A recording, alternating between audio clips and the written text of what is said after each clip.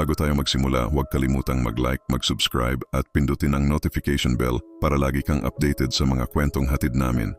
Dito lang sa Sindak sa Dilim PH, kung saan ang dilim ay may kwento at ang kwento ay may sindak. History ng Cape Boyador Lighthouse. Sa pinakadulong bahagi ng Hilagang Luzon, sa lalawigan ng Ilocos Norte, matatagpuan ang isang matandang istruktura na tila tahimik na nagbabantay sa karagatan sa loob ng mahigit isang siglo, ang Cape Boyador Lighthouse. Noong panahon ng pananakop ng mga Kastila sa Pilipinas, isa sa pinakamalaking hamon nila ay ang paglalayag sa karagatan ng Hilagang Luzon.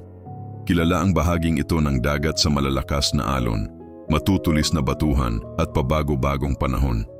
Maraming barko ang nasira, nalunod at nawala sa karagatang ito, kasama ang mga tripulante na hindi na muling nakita.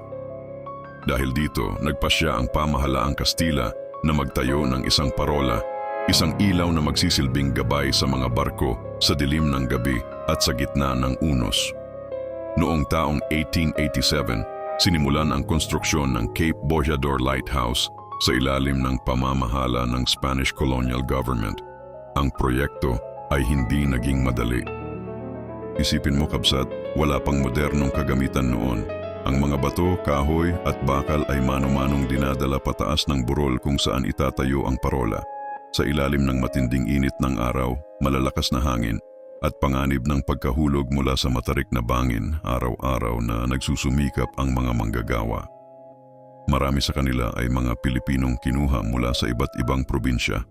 Ang iba ay sa pilitang pinatrabaho. Hindi sila binabayaran ng sapat at kadalasan ay kulang pa sa pagkain at pahinga. Habang tumatagal ang konstruksyon, nagsimulang kumalat ang mga balita. May mga manggagawa raw na nahulog mula sa mataas na bahagi ng gusali. May mga nasugatan at hindi na nakabangon. May ilan na bigla na lamang nagkasakit at namatay sa gitna ng trabaho. At ang pinakakakilakilabot sa lahat, may mga katawan na hindi na raw natagpuan. May mga nagsasabing nahulog ang ilan sa bangin at tinangay ng dagat, habang ang iba naman ay sinasabing nawala na parang bula. Sa kabila ng lahat ng ito, ipinagpatuloy pa rin ang proyekto. Noong taong 1892, matapos ang ilang taong paghihirap, tuluyan nang natapos ang Cape Boyador Lighthouse. Tumayo ito bilang isa sa pinakamataas at pinakamatibay na parola sa buong bansa.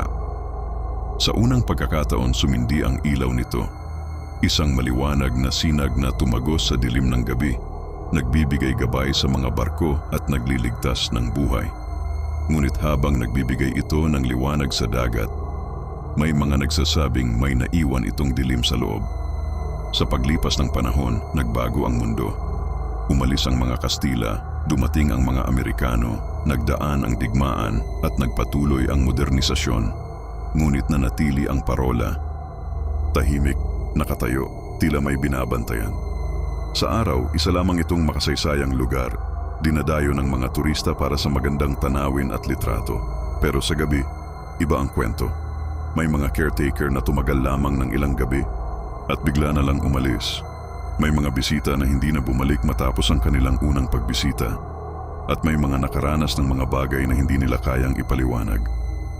At dito na magsisimula ang bahagi ng kwento na hindi na matatawag na kasaysayan, kundi isang sindak na hindi maipaliwanag. Ang sumunod na mga pangyayari, tahimik ang gabi sa Cape Boyador. Tanging tunog ng hangin ang maririnig, humahampas sa lumang pader ng parola at sumisingit sa bawat siwang ng kahoy at bato. Ang buwan ay bahagyang natatakpan ng ulap at ang ilaw ng parola ay paikot-ikot na nagbibigay ng panandaliang liwanag sa paligid.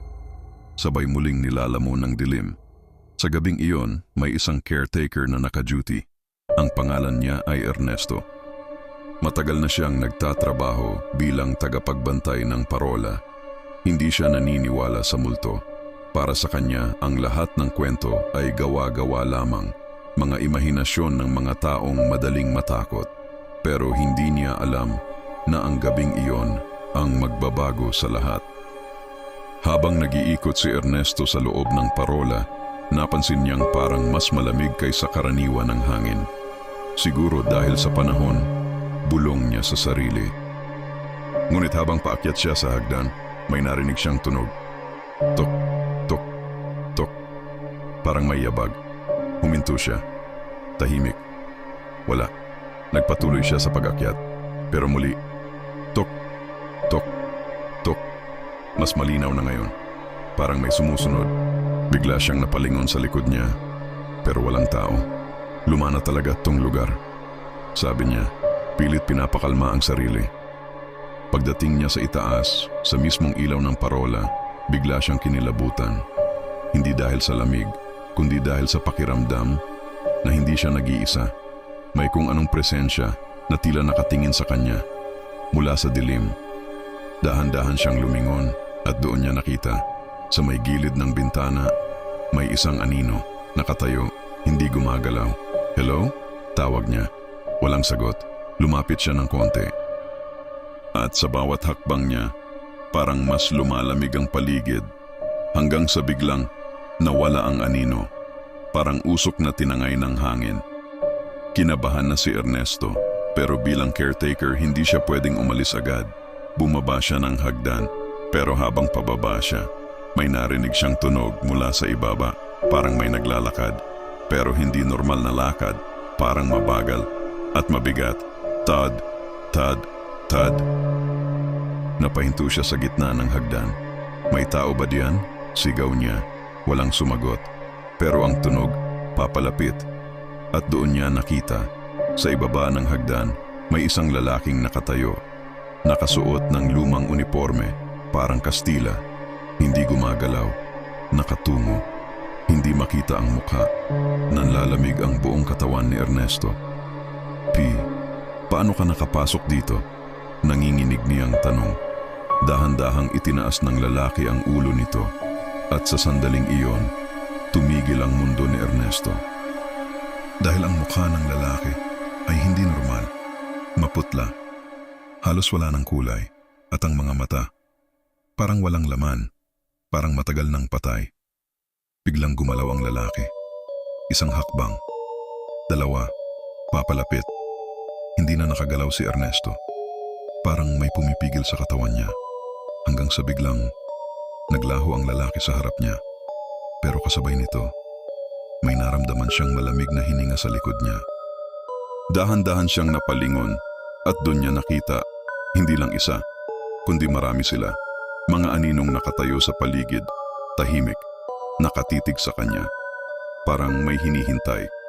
Biglang nagpatay-sindi ang ilaw ng parola at sa bawat patay ng ilaw, parang mas lumalapit ang mga anino.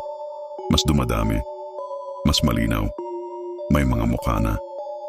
Mga mukhang sugatan, pagod, at galit. Parang mga kaluluwang hindi matahimik. Napaupo si Ernesto sa takot. Hindi niya alam kung paano siya makakatakas. Hanggang sa may narinig siyang bulong. Mahina, pero malinaw. Hindi ka nag-iisa. Hindi kami umalis. Dito kami naiwan. Biglang nagliwanag ang parola at sa isang iglap, wala na silang lahat. Tahimik ulit. Parang walang nangyari. Kinabukasan, natagpuan si Ernesto sa labas ng parola. Tulog, pero nanginginig. At mula noon, hindi na siya bumalik. At ang mas nakakatakot, hindi na siya nagsalita tungkol sa nangyari. Hanggang ngayon, nananatiling misteryo kung ano ang tunay na nangyari sa loob ng Cape Bojador Lighthouse. Ngunit para sa mga nakaranas, hindi na ito simpleng kwento lamang. Kaya kung sakaling mapadpad ka sa lugar na ito, lalo na sa gabi, tandaan mo, hindi lahat ng nakikita mo ay buhay. At hindi lahat ng patay ay tuluyang umaalis. Maraming salamat sa panunood. At kung nagustuhan mo ang kwentong ito, huwag kalimutang mag-like, mag-subscribe, at pindutin ang notification bell. Dito lang sa Sindak sa Dilim PH, kung saan ang dilim ay may kwento at ang kwento ay may sindak.